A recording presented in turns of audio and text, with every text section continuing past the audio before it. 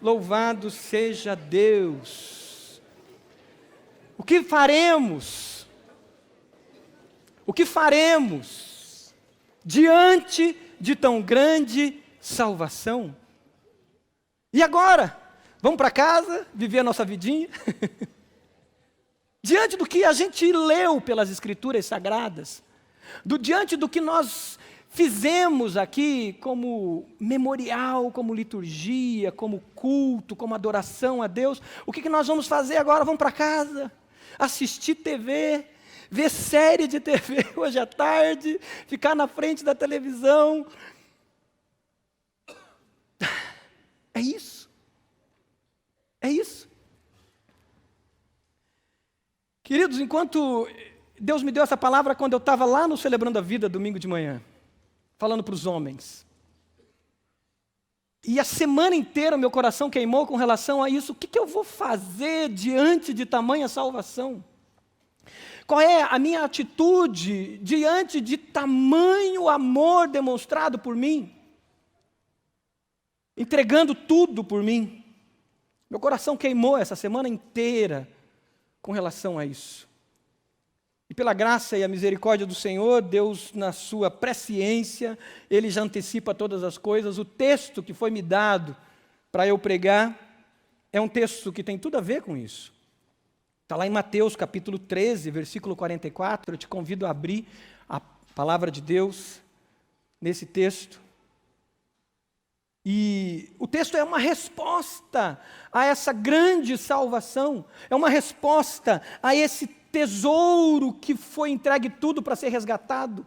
Esse amor demonstrado por mim e por você. Mateus capítulo 13, versículo 44. É um texto pequenininho, é uma parábola pequena de Jesus, mas eu considero essa palavra uma bomba atômica. Ela explode e ela causa impacto gigantesco, desde que você entenda, antes de tudo, o valor da sua salvação. O que Deus fez por você. O que Jesus fez na obra dele na cruz do Calvário. Mateus 13, 44 diz assim: o reino dos céus é como um tesouro. O reino dos céus é como um tesouro escondido num campo. Certo homem, tendo-o encontrado, escondeu-o de novo. E então, cheio de alegria, sublinhe isso, cheio de alegria, foi, vendeu tudo, sublinhe isso, vendeu tudo o que tinha, e comprou aquele campo. Vamos ler, está na tela, juntos, mais uma vez esse texto. Agora, juntos. O reino de Deus é como um tesouro escondido num campo. Certo homem, tendo-o encontrado, escondeu-o de novo, e então, cheio de alegria, foi, vendeu tudo o que tinha e comprou aquele campo. Se você ler os evangelhos, Mateus vai chamar o reino de reino dos céus. Lucas, Marcos e João vai chamar de reino de Deus. Todos estão falando da vida eterna, dessa presença de Deus, da possibilidade de eu sair desse abismo, desse estado de morte, dessa condição humana em deteriorização, e eu ter vida. Eu encontrar agora, debaixo do governo de Deus, um governo, um reino de paz, de justiça e de misericórdia. Esse era o anseio, esse era o desejo de todos. Na verdade, esse é o desejo de todo ser humano, na sua essência, tem um vazio. Alguém já disse que todos nós temos um vazio do tamanho de Deus. E a nossa busca, seja a sua busca pelo seu sucesso, seja a sua busca pela fama, seja a sua busca pela sua identidade, tem essa necessidade de encontrarmos o quê? O reino de Deus, a presença de Deus, o governo de Deus, encontrarmos Deus em nossa vida. E agora, Jesus vem e Ele começa a pregar, Ele diz: é chegado a vocês o reino de Deus. E agora é a hora é essa, o reino está entre vocês. E aí Ele usa essa parábola. Quando Nicodemos, por exemplo, vai encontrar com Jesus, lá em João capítulo 3, é um bom texto para meditar hoje à tarde. Nicodemos vai com essa pergunta do reino. E Jesus diz para ele: Nicodemos, Necessário vos é nascer de novo. Aquele que não nascer da água e do Espírito não pode ver, aquele que não nascer da água e do Espírito não pode entrar no reino de Deus. Nicodemos tem essa pergunta e Jesus, de imediato na conversa com ele, responde. Nicodemos diz, mas como que eu vou entrar no reino? Como que eu vou nascer de novo se eu já sou velho?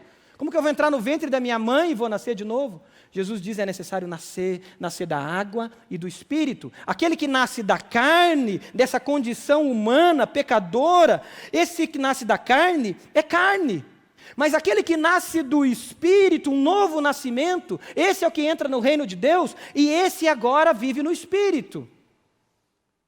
Nicodemos ainda não entendia, e aí Jesus conta uma historinha para ele, e Jesus diz, olha Nicodemos, assim como a serpente foi levantada no deserto, está lá em João capítulo 3, versículo 15, assim como a serpente foi levantada no deserto, importa, Nicodemos, que o Filho do Homem, que é Jesus, o Filho do Homem, seja levantado, aonde? Na cruz. O que nós vivemos agora na ceia, seja levantado, para que todo aquele que nele crê, aquele que olha para Cristo, aquele que olha para a obra de Jesus na cruz, diz lá, não pereça, mas tenha a vida eterna. Aí o versículo 16 é bem conhecido, porque Deus amou o mundo de tal maneira que deu, entregou para ir à cruz, pagar o preço do meu pecado e do seu Filho unigênito, para que todo aquele que nele crê não pereça, mas tenha a vida eterna. Porque aqueles que não creem, diz o texto, já estão condenados. Mas quem crê é salvo. Tem a vida eterna. O reino de Deus é a presença de Deus. É a vida eterna começando já. Não é algo que vai acontecer lá na frente, que eu vou esperar, que eu estou na expectativa. Não, é o reino, a presença de Deus, o governo de Deus acontecendo já na minha vida. É a oração do Pai Nosso se fazendo real agora. Venha a nós o teu reino, o teu governo, a tua presença. Essa parábola, então, ela nos desafia a olhar para o reino, depois que você tem a percepção clara do que é o reino de Deus. O que eu vou fazer? Quais são as implicações da minha vida, na minha vida e na minha família, depois que eu encontro esse grande tesouro que é a salvação. A salvação da minha vida. Se você é daquela turma de adolescente, jovem, ou você é adulto, bem questionador, você já deve estar fazendo um questionamento aí. Eu falo de adolescente porque eu fui pastor de adolescentes, então sempre no final do culto eles vinham, pastor, isso aqui está estranho. Mas talvez você esteja te perguntando, tá bom, nós vimos durante a ceia que a salvação é pela graça. Que isso não é por mérito nosso, que eu nunca conseguiria pagar o preço da salvação, que eu não há condições de pagar, porque só Jesus, o próprio Deus, que se faz gente, consegue receber sobre si todo o pecado meu e de toda a humanidade. Agora você está dizendo aí que eu tenho que vender tudo para conhecer a salvação, para eu ter o reino de Deus. Tem um conflito, tem um aparente conflito aí, parece que entra em contradição. Talvez você pensou, talvez não tenha pensado nisso. Mas Dallas Willard, ele ajuda a gente a entender isso, teólogo. Ele diz assim, a graça de Deus não é oposto ao sacrifício, mas a graça de Deus é o oposto do mérito. Guarde isso. A graça de Deus não é o oposto de sacrifício, mas a graça de Deus é o oposto de mérito. Você não merecia, eu não merecia. Você não tinha condições alguma de pagar esse preço. Não há condições alguma de pagar esse preço. E a graça de Deus vem e me alcança. E ela me dá a salvação, não porque eu mereça, mas porque o amor de Deus é tão grande por mim que vem ao meu encontro. Deixa a sua glória, como falamos na ceia, e vem ao meu encontro. Billy Graham, ele vai além nisso, e ele nos dá uma visão interessante sobre essa vivência agora dentro dessa parábola. Billy Graham diz assim, a salvação é pela graça, sim, não há nada que você faça, que eu faça, que possa te dar a salvação. Não há obras, não há nada.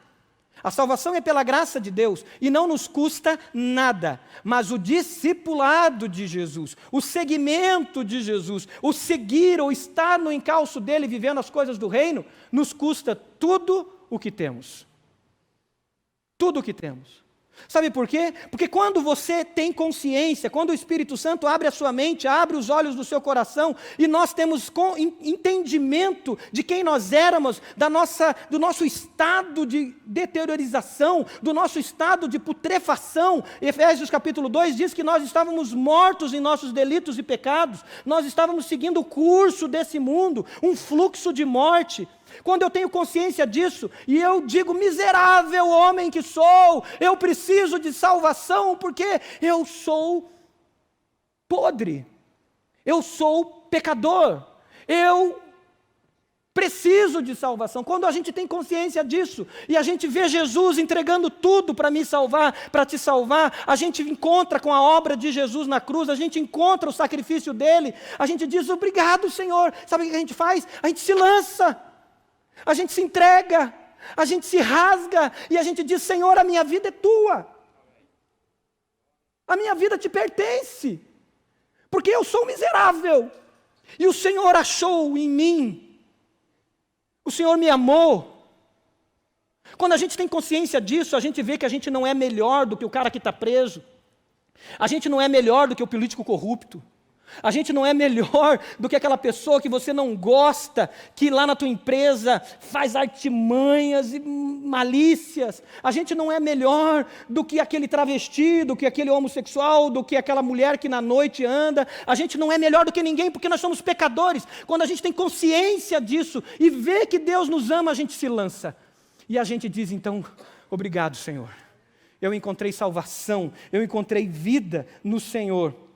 E nesse se lançar, queridos, a gente dá tudo. A gente entrega tudo. Porque a gente partiu do ponto certo. Não partiu da sua religiosidade. Não partiu da sua história que nasceu numa família cristã, com boa educação. Mas partiu de quem você é sem Jesus e quem eu sou sem Jesus. Sem Jesus eu sou miserável, pecador. E Jesus me salvou. Ele te salvou e Ele dá vida. Ele entrega tudo, tudo por nós.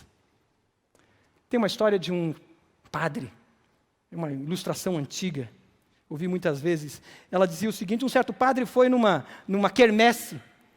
E aí nessas quermesses e tal, de festa junina e tal, lá várias barraquinhas, vendendo santinhos, vendendo outras coisas e etc e tal. O padre, ele encontra uma barraquinha escrito assim, liquidação de cruzes. Vender cruz em quermesse é normal, mas ele não ficou incomodado com a placa. Chamou aquela pessoa, pediu para tirar aquela placa, fecha essa barraquinha. Sabe o que está acontecendo, queridos? Nós estamos banalizando a cruz de Cristo. Nos últimos dias, a cruz de Cristo tem sido banalizada. Nos últimos dias, nos últimos tempos, a cruz de Cristo tem sido vilipendiada. E o problema não é só vilipendiada por aqueles que estão lá fora. Quando, por exemplo, agora no mês de junho, a gente vê essas passeatas e eles cuspindo na cruz de Cristo, eles travestindo a cruz de Cristo de algo violento aos nossos olhos, porque nós sabemos o valor da obra de Jesus na cruz. O problema é quando essa banalização, esse vilipêndio acontece dentro da igreja, de igrejas que tratam a graça de Deus de maneira banal, tratam a obra de Jesus na cruz de maneira fútil.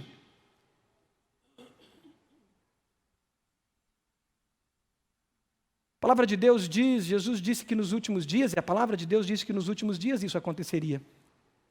2 Timóteo capítulo 4, versículo 2, a palavra de Deus diz assim, pois virá o momento, virá tempo em que não suportarão a sã doutrina. Pelo contrário, sentindo coceira nos seus ouvidos, segundo os seus próprios desejos, juntarão mestres para si mesmos. E esses agora, eles se recusarão a dar ouvidos à verdade, se recusarão a ouvir a palavra de Deus, e eles vão se voltar para si mesmos com mitos e fábulas. E não é isso que tem acontecido? A palavra de Deus como palavra inspirada, única guia de regra e fé, única fonte nossa que revela quem é Deus, porque Deus se a revelar, e na história humana Deus se revela, Ele vem se mostrando, e nós conhecemos quem é Deus por causa dessa palavra. Ela é tratada como fábula, ela é tratada como mito, e ela é dita atualizada, porque não serve para os nossos tempos. E agora se cria uma teologia do desejo, se cria pensamentos e teologias que são baseadas não no que as Escrituras dizem sobre as coisas, sobre o que eu sou, mas sobre aquilo que eu sinto. Então, se eu sinto, eu sou. Se eu gosto, é assim mesmo. E aí, amor, que o verdadeiro amor é demonstrado na cruz do Calvário, já deixa de ser amor e se torna sentimento. E aí eu digo que é amor. Que lindo. O importante é o seu coração. O importante é se você está se sentindo bem. O importante é se você está feliz. E eu crio uma teologia de sentimentos, sentimentalista, afetiva, e deixo o absoluto da palavra de Deus, coceiras nos ouvidos, segundo os seus próprios desejos. Mas o discipulado tem um preço. Jesus, ele diz, aquele que não negar-se a si mesmo não pode ser o meu discípulo. Mas ele deve pegar a sua cruz a cada dia e seguir-me.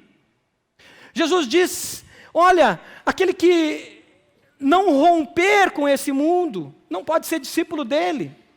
Alguém chega para Jesus e diz, Jesus, o povo está muito bravo, o povo está bravo, o povo está triste, e estão indo embora, as multidões estão indo embora, porque o seu discurso, a sua pregação está muito pesada.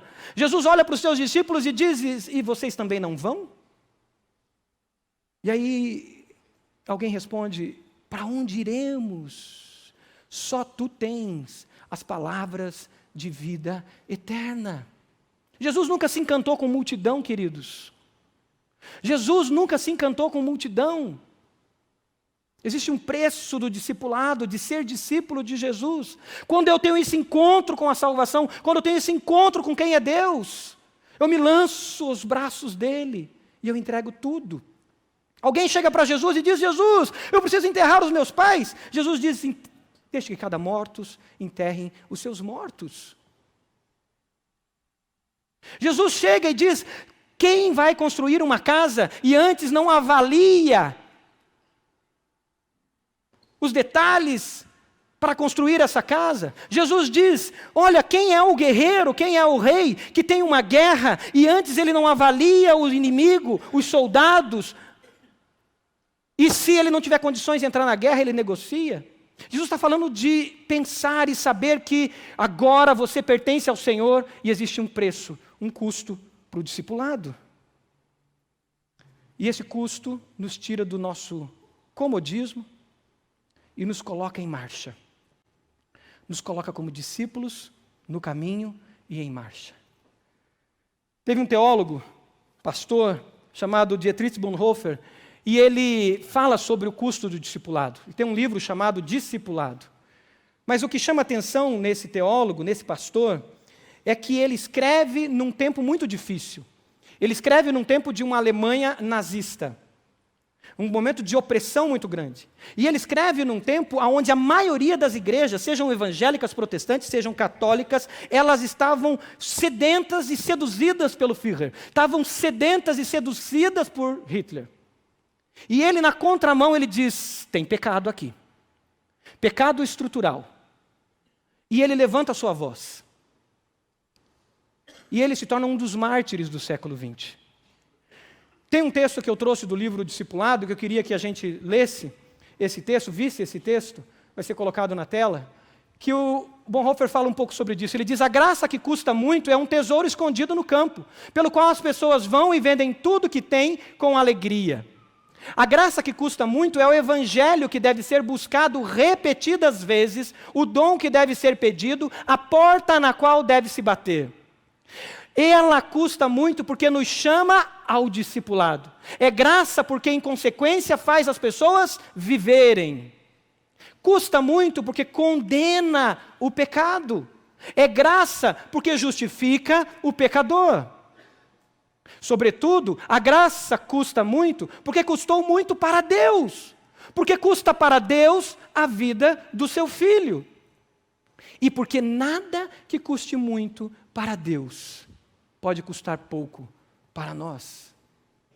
Nesse momento da história, ele escreve isso. E ele agora tem que abrir a boca contra aquilo que todo mundo achava normal. Judeus estavam sumindo de suas casas, desaparecendo, e todo mundo ficava quieto. Pastores ficavam quietos, padres ficavam quietos. E esses judeus sumiam. Isso não quer dizer que o Bonhoeffer concordava com a religião judaica. Mas ele sabia que o pecado gera morte. E que tudo aquilo que gera morte, nós devemos condenar. Começando pelo pecado e ações de pecado. E ele condena. Ele não via somente os judeus sumindo, ele via os ciganos sumindo das suas casas. Ele via os testemunhas de Jeová sumindo de suas casas. E Dietrich condenava aquilo. Não porque ele concordasse com a religião dos testemunhas de Jeová. Não porque ele concordasse com algumas práticas ciganas. Ele via os homossexuais sumindo de sua casa. Não porque ele concordasse com as práticas homossexuais. Mas ele via o pecado tomando conta de uma nação e as consequências do pecado. Então ele fala, e aí entra num discipulado profético, um discipulado de alto custo. E ele se opõe ao nazismo, ele se opõe a tudo aquilo que acontecia. Vamos trazer um texto da palavra, que é muito importante para nós. A mulher que foi tomada em adultério, a mulher adúltera. Quando essa mulher, ela é levada à praça, e ela é colocada naquela praça, homens estão ali raivosos, líderes religiosos estão ali raivosos, e eles estão dizendo apedreja, apedreja, apedreja. E Jesus, diante daquilo, toma uma posição que vai na contramão. Jesus revela a condição daqueles homens, Jesus revela o estado daqueles homens. E naquele ódio misógino que vem dente daqueles homens, Jesus diz para aquela mulher depois: vai e não peques mais. Jesus não concorda com o pecado. Nós temos, queridos, que apontar e mostrar a realidade do pecado. Nós não podemos ficar omissos. Mas nós temos também que mostrar os extremos que alguns fazem de odiar pessoas e não abominar o pecado. Nós vivemos esses conflitos ultimamente. Situações aonde se odeia pessoas. Não, nós somos chamados a amar as pessoas e abominar o pecado. E não ficarmos em silêncio com relação ao pecado. Mas amar as pessoas, independente se elas acreditam como nós ou não. Mas o nosso chamado é para esse. É para isso. Um desafio para nós. Não vivemos a complacência do pecado. Esse conflito existe hoje em nossos dias. Mas a gente precisa se posicionar. Porque a graça não nos deixa indolentes. A graça do Senhor não nos deixa passivos. A graça do Senhor nos leva a agir. A gente tem que agir porque o Evangelho não combina, por exemplo, com ódio. O Evangelho não combina com o ódio do político corrupto. E que muitas vezes você quer ver ele morto. O Evangelho não combina com isso.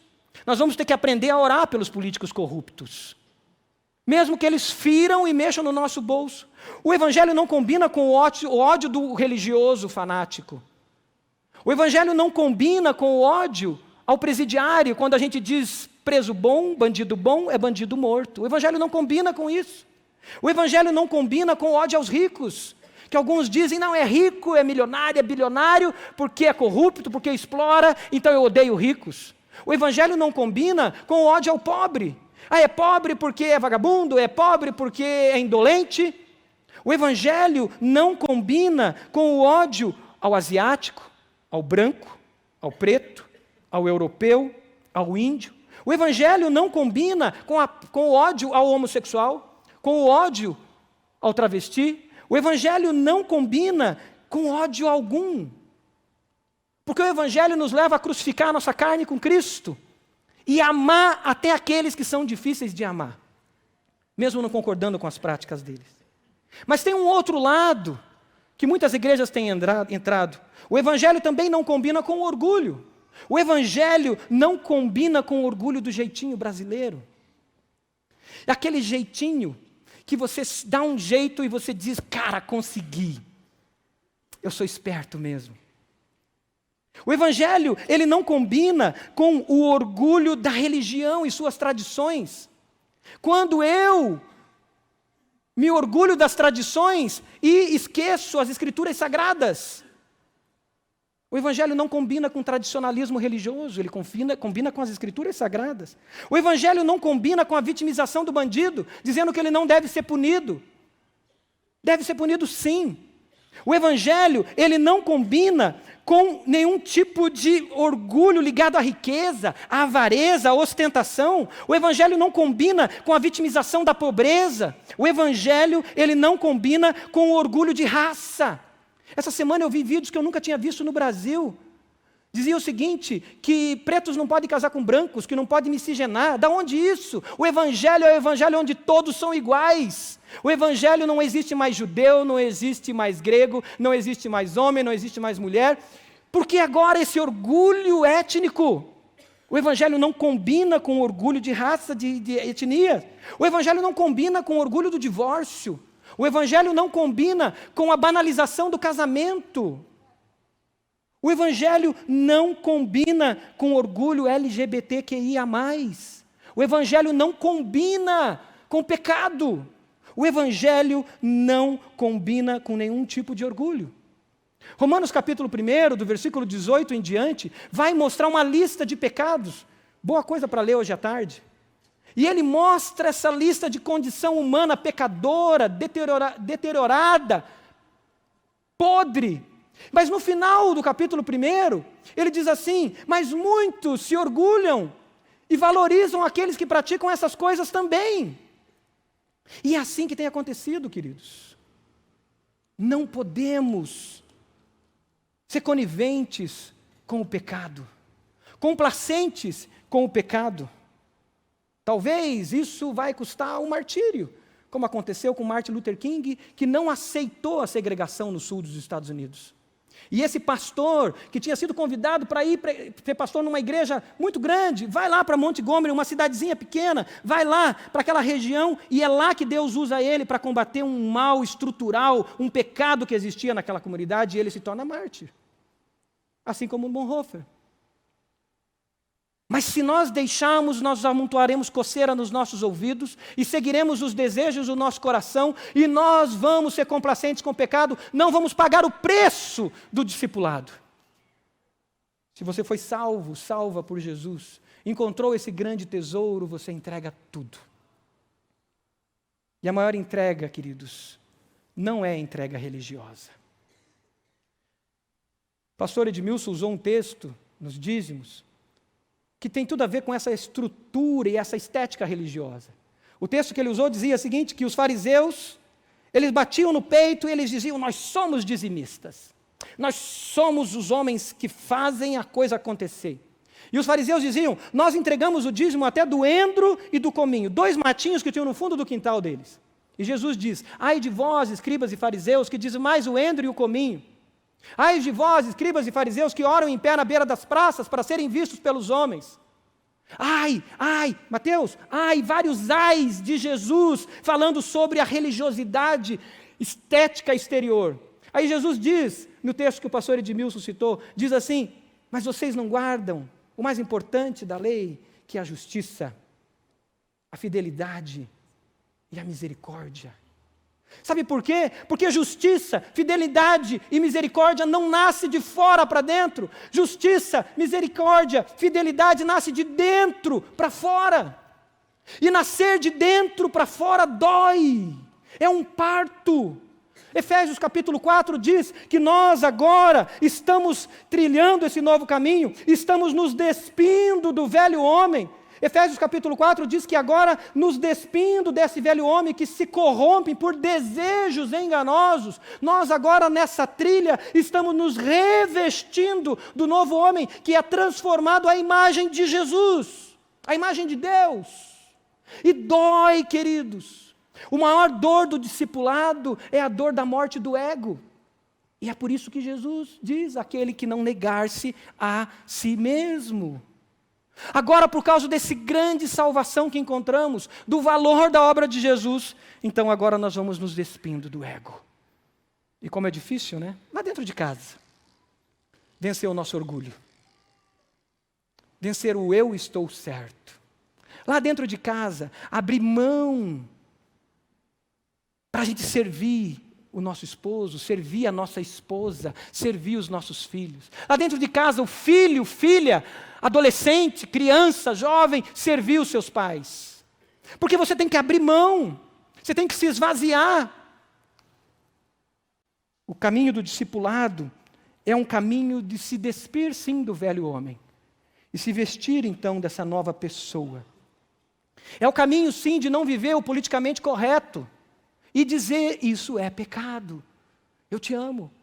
Você é uma pessoa especial demais. Jesus deu a vida dele por você na cruz, mas essa tua prática é pecado. E eu não consigo ficar feliz com o pecado, porque o pecado gera morte, e eu não quero ver você morta, eu não quero ver você morto. Então fuja do pecado, saia do pecado, receba o amor de Deus na sua vida.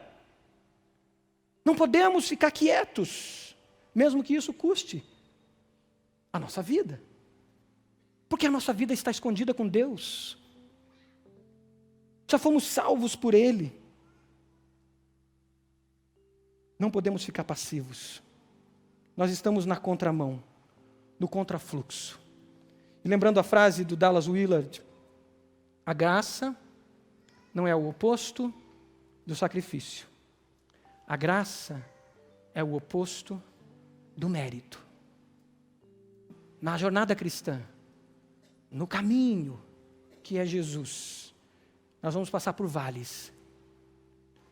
Nós vamos passar pelos vales da sombra da morte. Mas o bom pastor vai estar conosco, porque ele já trilhou o caminho. Ele já passou pelos vales da sombra da morte. Ele já foi insultado, ele já foi amaldiçoado, ele já recebeu sobre ele as nossas dores. Ele sabe a dor que você está passando. Ele sabe o que é a sua dor física, ele sabe qual que é a dor dessa notícia que você recebeu. O bom pastor está conosco. Ele, antes de ser o caminho, ele trilhou pelo caminho. E agora ele vai poder nos conduzir, pois a sua vara e o seu cajado nos consolam. E faz com que a gente passe. Porque a nossa razão de fé e de vida não está aqui, está com Ele. A nossa vida está guardada nele. E é nele que está a nossa razão de fé. E enquanto estamos aqui, nós anunciamos, nós proclamamos, como terminamos a ceia, a sua morte e a sua ressurreição, até que Ele venha. Eu quero terminar contando uma história que eu ouvi em alguns sermões antigos, uma ilustração, que ela se chama Os Bastidores do Tesouro Escondido. Os bastidores do tesouro escondido. Aquele homem, então, ele está lá trabalhando, ele encontra aquele tesouro, ele guarda aquele tesouro, ele volta para sua casa, e ele conta para todo mundo, da sua família, sua esposa, seus filhos, encontrei um tesouro, encontrei a solução, encontrei salvação para nós como família. Mas está num terreno, e eu preciso ver se nós conseguimos comprar esse terreno. Esse homem, no outro dia, logo cedo, vai e conversa com o dono do terreno, com o dono daquele sítio, com o dono daquele campo. E ele chega para o dono e diz, olha, eu quero comprar o seu campo, eu quero comprar o seu sítio. O dono diz para ele, que bom que você veio. Só que esse campo custa muito caro. Muito caro. O homem fica triste. E o dono do terreno diz, qualquer pessoa pode comprar esse terreno. Mas ele custa muito caro. Ele custa tudo que você tem. Esse homem volta para casa, ele junta as suas economias, ele conta os seus dinheiros, e ele volta a falar com o dono do terreno. Encontra com o dono do terreno, e ele diz, estou aqui, quero comprar o terreno.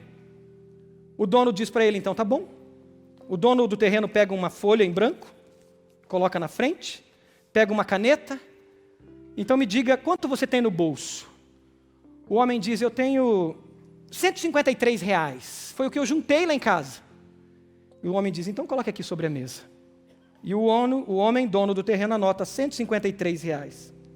Aí o homem olha para ele e diz assim, quanto é que você tem no banco? Ele diz, no banco? No banco também? É sim, quanto você tem no banco? E ele diz, no banco eu tenho R$337. O homem pega, anota na folha, R$337. Você tem dinheiro aplicado? Não, não tenho dinheiro aplicado, nenhum dinheiro mais aplicado. Você tem dólar? Não. Você tem euro? Não, não tenho euro. Você tem joias? Não. Você tem nem ouro, nada? Não, eu tenho aqui esse anel de ouro. Opa, anel. E o homem anota anel. Mas esse anel é um anel de um pacto, de uma aliança, de um contrato, de uma fidelidade aos meus amigos. Opa, amigos! O homem anota amigos na folha que ele tinha. E o homem continua e diz, você tem carro? Sim, tenho carro. O homem anota na folha carro. Aí o homem diz, tá, mas agora eu vou andar de bicicleta. Opa, bicicleta. O homem anota bicicleta. E aí ele diz, puxa, mas como é isso? Como que eu vou cuidar da minha família, meu trabalho? Opa, trabalho. Vou anotar trabalho. Mas como que eu vou cuidar da minha família? Você tem família? Esposa? Quantos filhos? E anota na sua folha, esposa, filhos. O homem diz, o que é isso? Você está tirando a minha roupa do... Oh, roupa! O que você tem de roupa em casa? Anota roupas. O homem diz, o que é isso? Você está mexendo até com os meus desejos. Opa, desejos. O homem anota desejos. O homem diz, não está sobrando nada para mim. Não sobrou nada? Nada. Então tá bom. O campo é seu, com tudo que tem nele. E eu sei o que tem nele. Mas você é meu.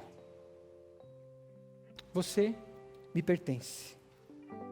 Mas na graça de Deus, queridos, na imensurável graça de Deus, sabe o que ele faz com esse homem?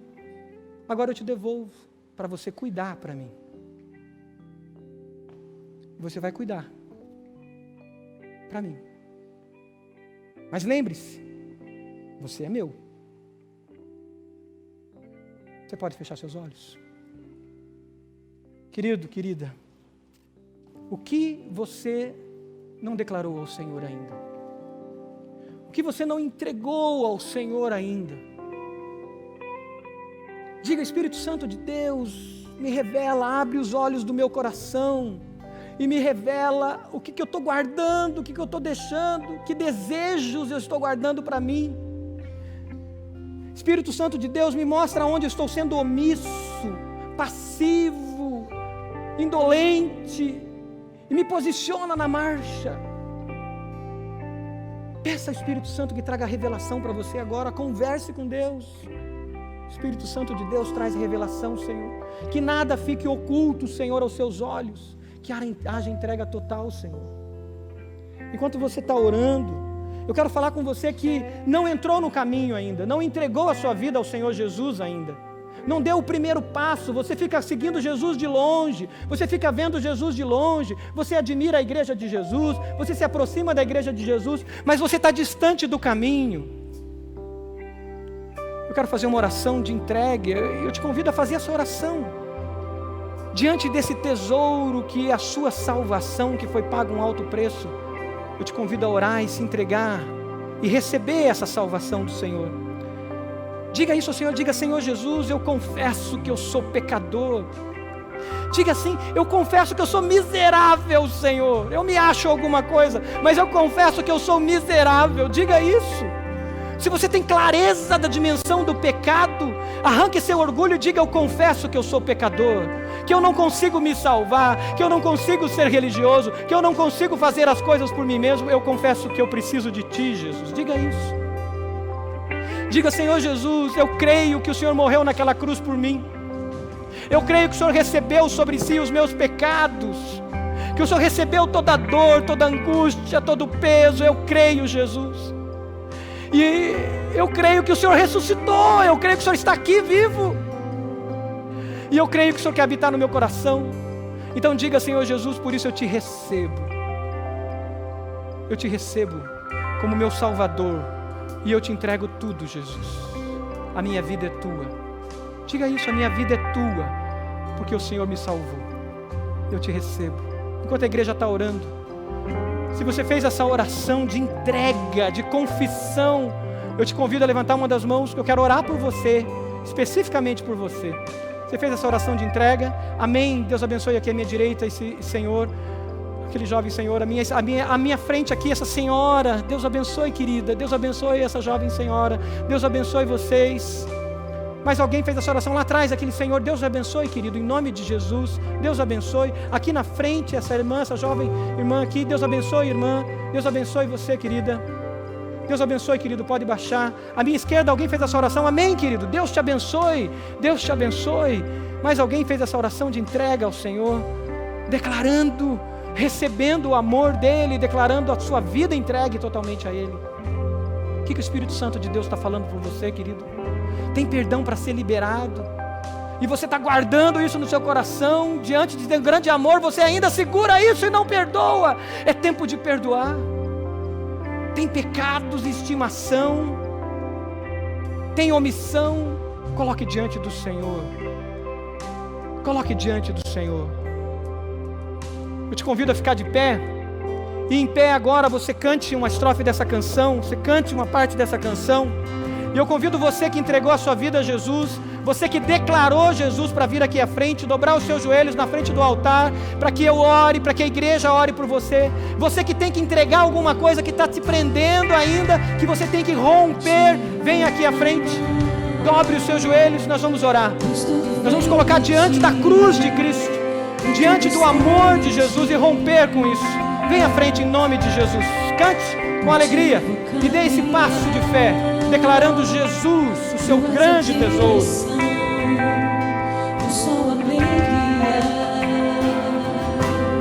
Pode vir. Tudo pode passar, seu amor jamais me deixará. Sempre há de existir novo amanhã preparado pra mim. Venha e declare que você pertence ao Senhor. Preparado pra mim. Aleluia, aleluia, aleluia. Aos teus pés és tudo que eu preciso pra viver. Eu me lanço aos teus braços, onde encontro meu refúgio, Jesus. Rende ao Senhor. Se renda ao Senhor. Aleluia.